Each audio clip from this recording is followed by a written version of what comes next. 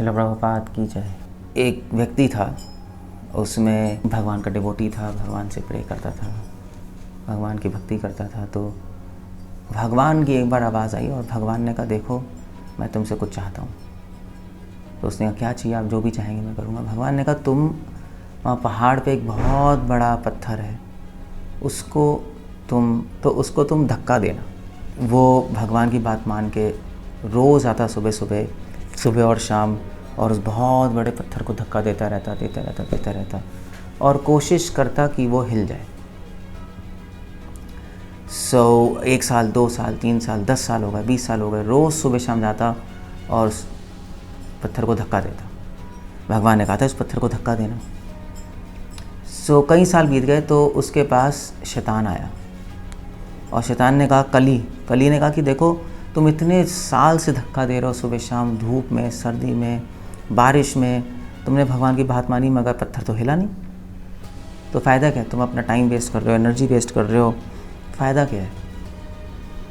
तो ये थोड़ा परेशान हो गया वो डिवोटी और उसने भगवान से प्रे की कि भगवान मेरे साथ क्या हो रहा है? मैं तो आपकी बात मान रहा हूँ, मैंने तो पत्थर को धक्का दिया जैसे आपने बोला था, मगर इतने सालों धक्का दे के भी पत्थर 1 मिलीमीटर भी नहीं हिला। तो मैं कहाँ फेल हो रहा हूँ? वो पूछना चाहता, मैं फेल कहाँ हो रहा हूँ, मेरे में क्या कमी है?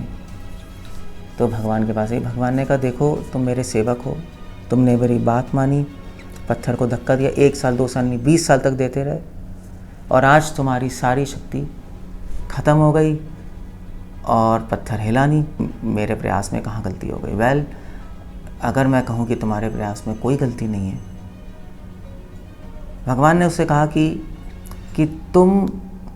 कि मैंने तुम्हें कभी नहीं कहा था पत्थर हिलाने को, मैंने तुम्हें कहा था पत्थर को धक्का देने को।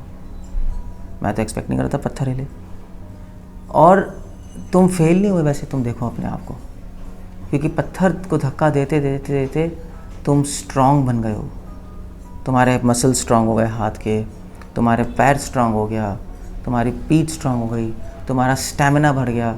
जो तुम 20 साल पहले थे, आज तुम उससे कई गुना ज़्यादा हो। तो शायद तुम फेल नहीं हुए, शायद तुम पास हो गए। मेरी इच्छा यही थी